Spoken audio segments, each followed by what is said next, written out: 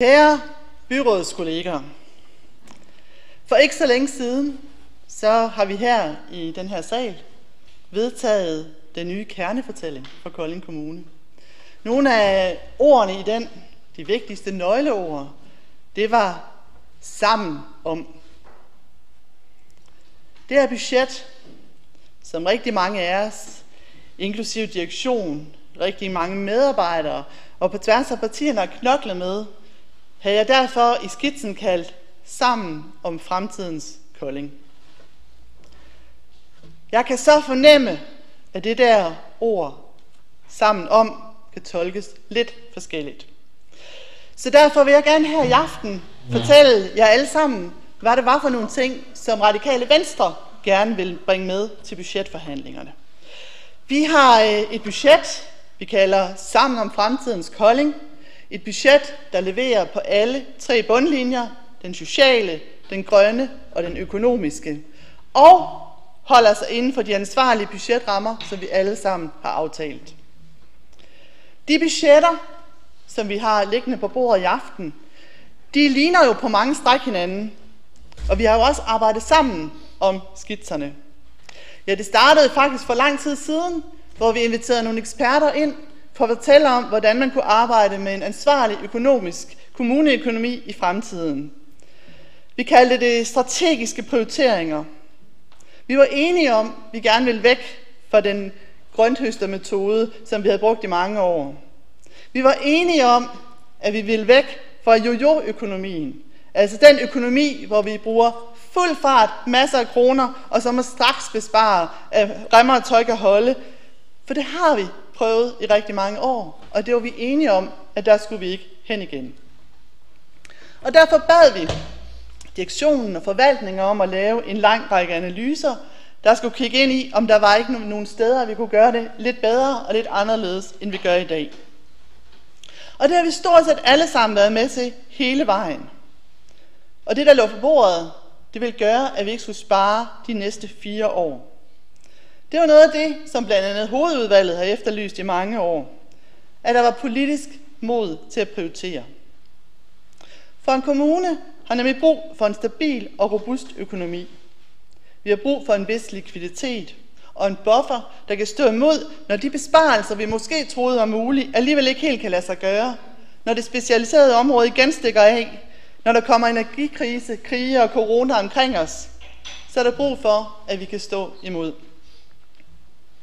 Så her, kære byrådskolleger, kommer vores bud på et budget for fremtiden.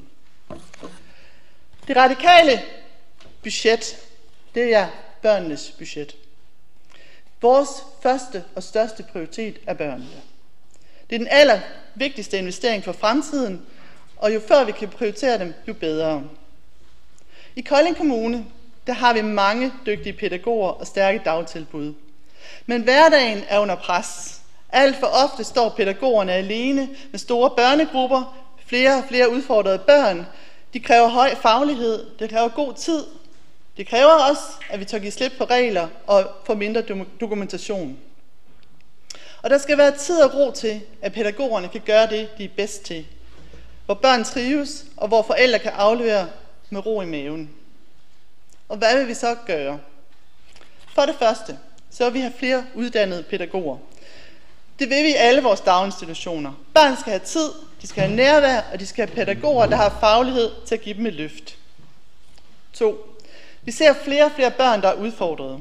Og det kræver dels, at vi har stærke specialtilbud, men det kræver også, at vi har en lang række og en bredere palette på almenområdet, så flere børn hurtigere får den hjælp, de har brug for.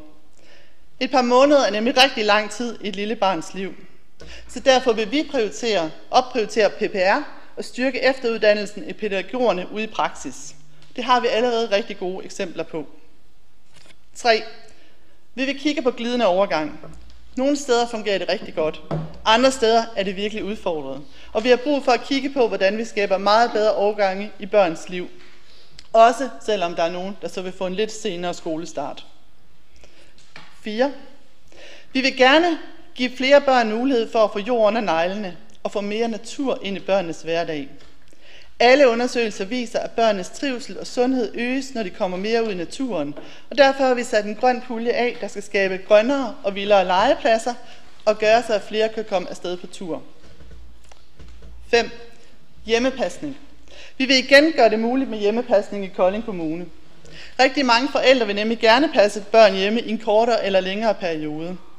Og det er en konkurrenceparameter for at få børnefamilier til at vælge Kolding til, når mange af vores nabokommuner tilbyder dette. Og så er det faktisk billigere for kommunen end tilskud til institution. Det her det er et samlet løft på børneområdet på over 50 millioner over de næste 4 år. Så har vi folkeskolen. Vi har en rigtig god folkeskole, men det bliver den ikke ved med at være, hvis vi ikke investerer langt mere i den. Vi ligger som en af de kommuner, der investerer mindst i vores folkeskoler, og det vil vi lave om på. Og derfor har vi også sat penge af i vores budget til et massivt løft af folkeskolen. Og hvordan vil vi så gøre det? 1. Vi vil investere i at styrke de inkluderende læringsmiljøer, ansætte langt flere lærere og mere pædagogisk personale, så mange flere timer vil gå med 2 voksne i klasserne, og de får bedre tid til forberedelse. Læring tager nemlig tid, og god undervisning tager god tid at forberede. 2. Vi vil lykkes med inklusion. Vi ønsker at bevare specialskolerne, men i endnu højere grad bruge dem som kompetencecentre med viden og værktøjer til de øvrige folkeskoler. Vi skal derfor prioritere en god skole for alle, og derfor har jeg sat ekstra millioner af til et målrettet kompetenceløft til de almene skoler med afsæt i specialskolernes viden. 3. Vi vil desuden prioritere penge til transport, så mange flere kan komme afsted på tur. Mange analyser viser, at eleverne keder sig, og det giver mulighed for at lave mere varierede skoledage, hvor der bliver mere tid til at komme ud af klasselokalet og få mere undervisning med jord under neglene eller musik i ørerne. 4. Vi vil styrke demokratiet i folkeskolerne. Demokratiet skal ind med skolemælken.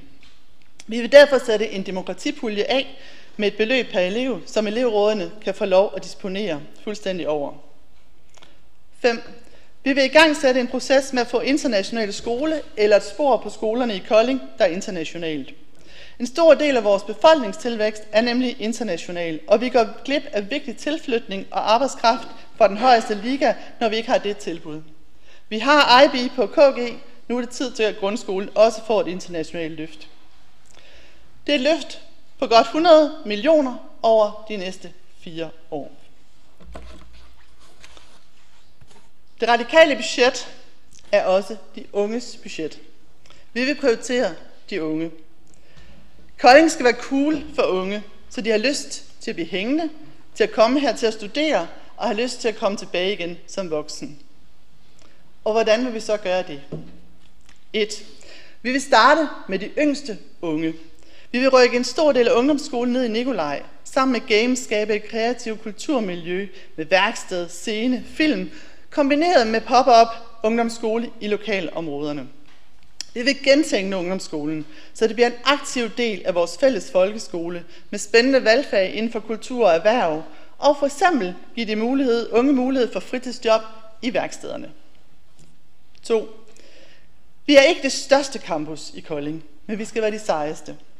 Kolding har rigtig mange uddannelser i hjertet af Kolding, og det skal vi bruge langt mere aktivt og skabe mange flere ting på tværs.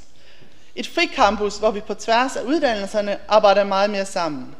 Hvor vi kan få stærkere sammenhæng til erhvervslivet via studiejob, sikre at flere virksomheder får kendskab til uddannelserne. Og vi vil derfor fremrykke midlerne, der er sat af til ingeniøruddannelserne ud i fremtiden, til at starte nu.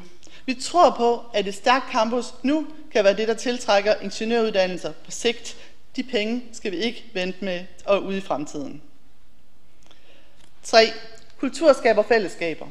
Og vi har bedt unge til at komme med input i fremtidens ungekultur i Kolding. Og det var ærgerligt, at huset Fundament krakelerede.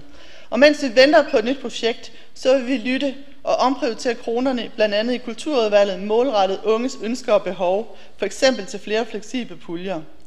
Unge vil både opleve kultur og deltage aktivt som kulturskaber, og det skal vi understøtte.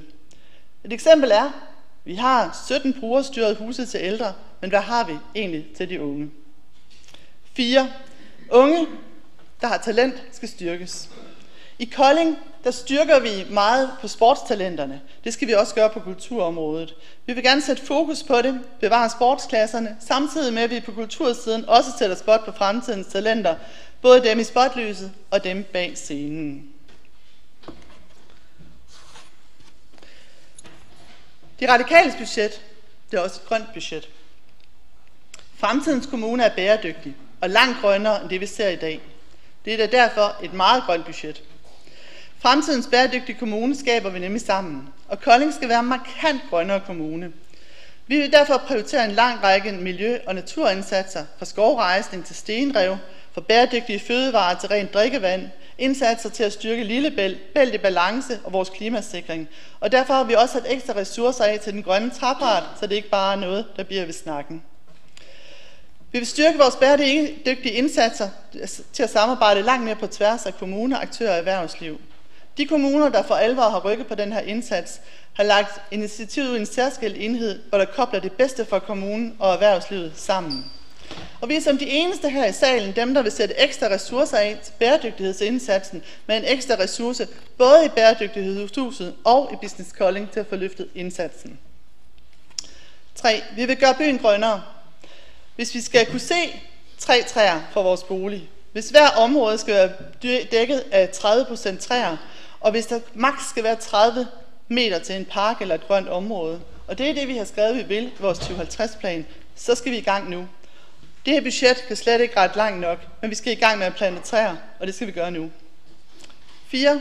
Vi laver en pulje for særligt grønne initiativer. Den bliver i hvert fald større end den, der er nu. En grøn pulje målrettet borgere og foreninger. 5. Vi vil gøre alt, hvad vi kan for at prioritere, at der kommer mere ved ind på VE-projekterne, for det går alt for langsomt. Og det her, det er det grønneste budget, I kan stemme om i aften. En investering i grønne tiltag for godt 30 millioner over de næste 4 år, ud over det, der i forvejen er budgetteret. Det radikale budget, det er også et budget for erhvervslivet. Kolding Kommunes nye erhvervspolitik er et erhvervspartnerskab, men det kræver også, at vi investerer, så vi kan sikre bedre rammer på tværs af vækst og tiltrækning. Og Kolding ligger jo i et smørhul, men samtidig ligger vi også på kanten af udkanten. Så vi skal investere, hvis vi vil holde fast i vores position. Og hvordan vil vi så gøre det? 1. Vi vil styrke Business Kolding og sætte turbo på vores erhvervspartnerskaber. Vi skal sikre, at kommunens investeringer giver os med projektmidler og investeringer fra erhvervslivet. 2. Kolding har brug for at løfte innovationen i hele erhvervslivet. Med et campus med de 4 videregående uddannelser har vi alle tiders mulighed for at skabe et kraftcenter for innovation. Og for at lykkes med det, så skal det være et miljø, som virksomhederne vil engagere sig i. Og det skal være med til at styrke campus og være med til at tiltrække kvalificeret arbejdskraft. Fokus på entreprenørskab, designmetoder, innovation og samarbejde er nøgleordet, og vi skal sikre, at vores investeringer giver os med projektmidler og investeringer. Og derfor fremrykker vi investeringerne på ingeniøruddannelserne og sætter gang i innovationshoppet nu. Måske på KUC, men gerne centralt i campus. 3. Den befolkningstilvækst, vi ser i Kolding Kommune, er i høj grad international. Og det er også her, vi ser et stort potentiale. Vi skal sammen med virksomhederne etablere et internationalt welcome center med intro, turbokurser, netværk, matchmaking, så flere kommer hurtigere i job og har lyst til at blive boende. 4. Vi tager godt sætte gang i afvikling af dækningsafgiften. Da jeg for mange år siden var formand for Erhvervsrådet, der lavede vi et forpligtende samarbejde med kommunen. Det blev stoppet af den tidligere borgmester.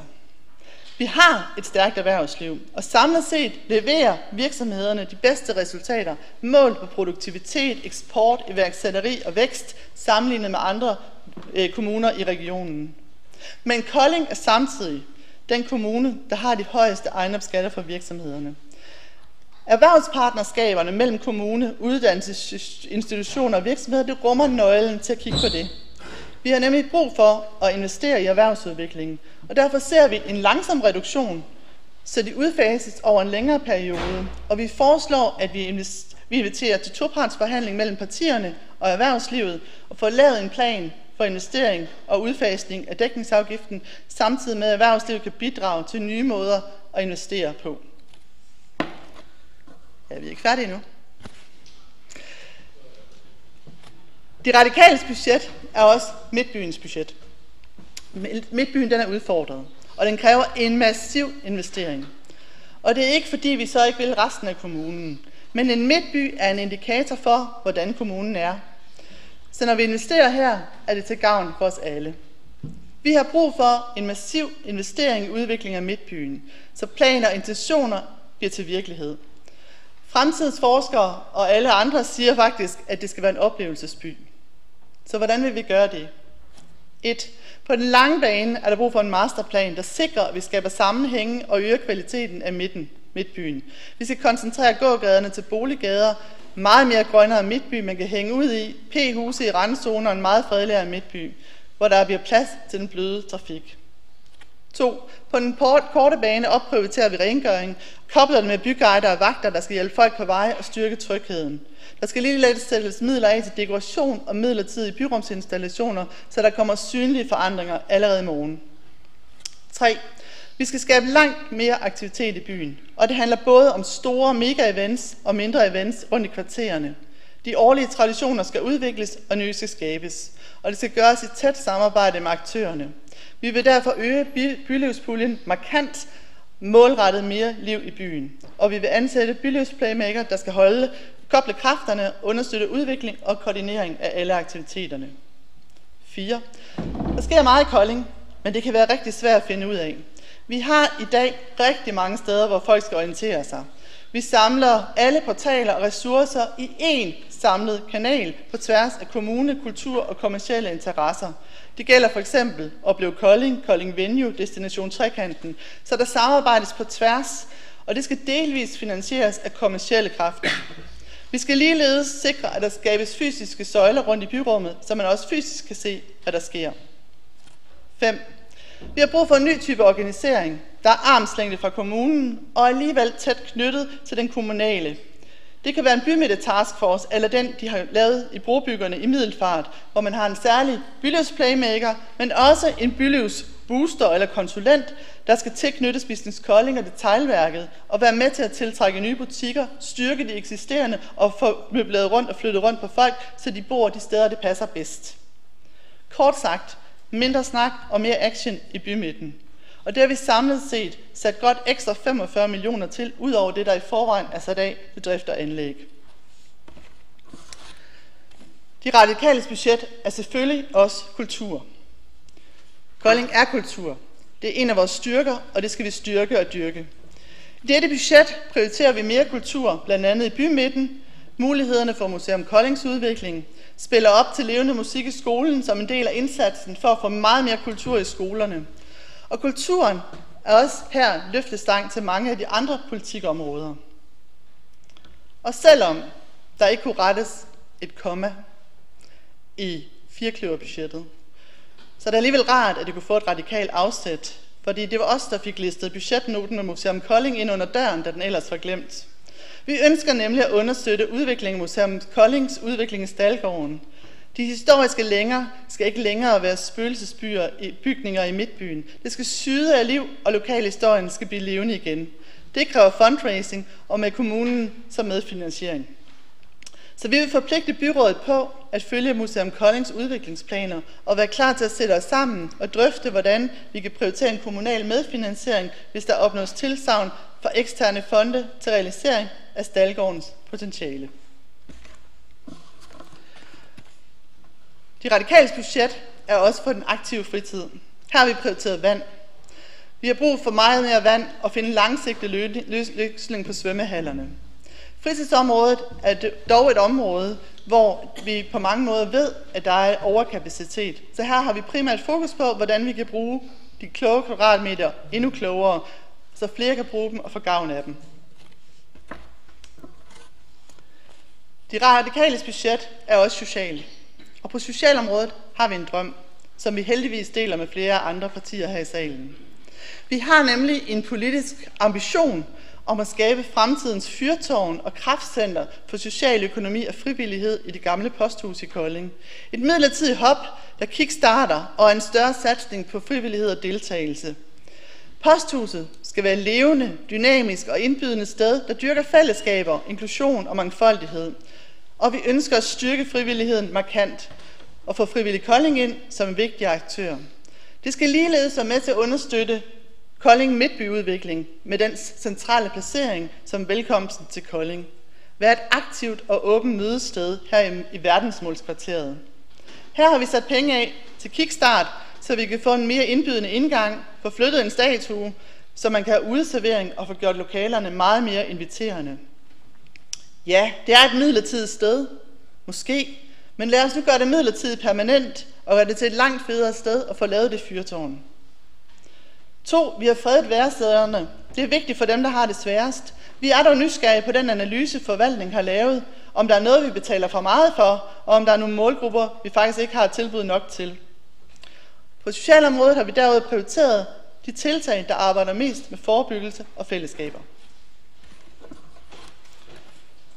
De radikales budget er også et seniorbudget. Og ja, vi har kigget på seniorområdet, men vi har en klar politisk prioritering, og det er børnene først. Og det tror vi faktisk også rigtig mange af de ældre vil sige. Vi skal naturligvis hjælpe de ældre, der ikke kan selv. Men vi har en generation af ældre, der både kan og vil selv, og har råd til både hjælp og hjælpemidler. Og her skal vi i Kolding have en så klar prioritering, som vi kan inden for lovgivningen. For hvis vi skal behandle alle ens, så skal vi netop behandle dem forskelligt. Og på ældreområdet vil vi prioritere fællesskaber og forebyggelse. Rundt i hele Kolding Kommune har vi rigtig mange steder, hvor seniorer mødes og kan være aktive sammen. Vi har gang i en proces, hvor vi kigger på vores kvadratmeter. Og derfor vil vi gerne lave en model, hvor man får mere aktivitet, hvis man reducerer egne kvadratmeter og deler dem med andre. Vi vil nemlig prioritere mennesker før mursten. 2. I hjertet af Kolding har vi Midtgården, og den ligger kun stenkast fra 2 andre seniortilbud. Det er dyre kvadratmeter, og derfor vil vi gerne udfordre dem og bruge dem til mere og til gavn for flere. Vi foreslår derfor, at vi bruger en del af de kvadratmeter til et hjælpemiddelbibliotek, hvor man kan låne og leje et udvalg af de mest basale hjælpemidler og have et åbent rådgivningscenter for ældre og pårørende. Hjælpemiddelcenteret kan måske være socialøkonomisk, eller vi kan sende det i udbud, så private aktører kan sættes i spil. Men målet er, at det bliver lettere og hurtigere at få de mest ukomplicerede hjælpemidler, så ressourcerne til visitation kan fokusere på de mere komplekse sager. Det kan også være et drive-out, så seniorbofællesskaber kan få besøg, eller de kommer på besøg i vores hus i Vamdrup, så man kommer rundt i hele kommunen. Det tilbud her kan også være til mennesker med handicap, så vi tænker på tværs af forvaltningerne. På anlægssiden, der er vi selv den største aktive, der bor i kommunen. Det er vi både os som mennesker, det er vi kulturelt og økonomisk. Og mere end 90% af kommunens indtægter kommer fra indkomstskatten. Og derfor har vi brug for en samlet masterplan, en Kolding fingerplan, der kan lave en samlet plan for fremtidens Kolding. Byen skæres over af veje, baner og åen. Vi skal have bundet byen langt bedre sammen og få prioriteret de fremtidige investeringer i de store transformerende infrastrukturprojekter. Fredeliggørelse af Inderhavn, forbindelsen fra fjord til midtby, fra midtby til marina, bedre forbindelser i byen, så jernbane, åen og vejene bliver nemmere at krydse. Og det kræver kæmpe store investeringer, og det kræver en langsigtet plan. Vi skal have flere boliger i midtbyen. Vi har nemlig brug for en samlet strategi for at få flere boliger. Dels forvandling af nogle af gågaderne til boliggader med masser af grønne områder. Dels langt større udbud af attraktive boliger af høj kvalitet i midtbyen, marinaen og havnen, så vi kan tiltrænge og fastholde nogle af de stærke skatteydere. Her er andre kommuner langt foran os. Vi skal have det mere grønt. Mange flere træer i midtbyen og grønnere campusområde, så vi får en grønnere by, der lever op til 300 visionen. Det skal være levende, det skal være grønt, det skal være leveværdigt. Det skal være mindre sort, mindre asfalt, mindre uvedkommende trafik, bedre vilkår for gående og cyklende. Ned med hastigheden, skal pladser i randzonerne, så det primært er beboerkørsel inde i midtbyen. Det kan andre byer med succes, så det kan vi også i Kolding. Så skal det være mere blåt. Kolding ligger ved fjorden og har åen helt ind igennem byen. Det er et kæmpe potentiale, og det udnytter vi slet ikke godt nok. Mange steder vender byen ryggen til åen, og selvom fjorden går helt ind i byen, så er den spærret af terrorhegn. De potentialer skal vi udnytte langt bedre, så flere får adgang til vandet. Den sidste er, at vi skal arbejde med meget mere kunst i byrummet. Kolding er en creative city og en kulturby, og det skal kunne ses og mærkes i vores byrum. Så fremover vil vi sætte 1% af anlægssummen af til kunst i det offentlige rum. Byrumsinstallationer med fokus på det æstetiske. Det kan være en samlet pulje, så vi sætter ind særlige steder, for eksempel på Akseltorv, så vi kan lave noget af det, vi så på studieturen i Holland, eller til at understøtte byens kvarterer, der renoveres med kunst, der løfter byen. Så kære byrådskollegaer, det I får med det radikale budget, det er et rødt budget. Der er investeret massivt i vores børn og unge, flere penge, end der er i jeres forligsbudget. I det radikale budget får I et grønt budget. Et grønt budget, der investerer mere i det grønne, end det budget, I ellers sidder med. Det er også et blåt budget. Det investerer massivt i erhvervslivet, aktiviteter, der giver skattekroner ud i fremtiden, og en påbegyndende sænkning af dækningsafgiften. Så I får et ansvarligt budget, der ikke bare sparer hårdt på administration, og så bruger løs af det andet. Som de sagde til mødet i hovedudvalget, administration er også velfærd. Så med disse ord, så vil jeg anbefale jer alle sammen at stemme for det radikale budget, som vi kalder Sammen om fremtidens Kolding. For der er i den grad brug for en plan B. Så var jeg lige ved at glemme det allervigtigste. Det er godt nok en meget, meget lille post, vi har sat ind i budgettet. Måske kan man næsten overse den, men det vil faktisk gøre en kæmpe forskel for Kolding. Det er en post, der hedder Team Up. Team Up er et koncept, der kører i ungdomsskolen. Et forløb, man kører for klasser, der ikke helt fungerer. Team Up er et forløb, der blandt andet har fokus på gruppedynamik og sociale kompetencer. Det handler om konflikthåndtering, relationer. Samtidig lærer man at stole på hinanden og indse, at en gruppe kan løfte langt mere i flok, løfte meget mere komplekse opgaver, hvis man arbejder sammen. For sølle 10.000 kroner, så kan man få sådan et forløb, og det har vi afsat til, at vi kan køre sådan et forløb for byrådet. Tak for ordet. Tak til Merete Dueborg for en kort tale. Så vil jeg høre, om der er yderligere bemærkninger, og jeg kan se, at Jacob Wille har meldt sig ind. Og hvis der er andre, så gør jeg klar, fordi så kan I også få mulighed for at få ordet igen. Værsgo, Jacob Wille. Jamen, tak for det, borgmester. Se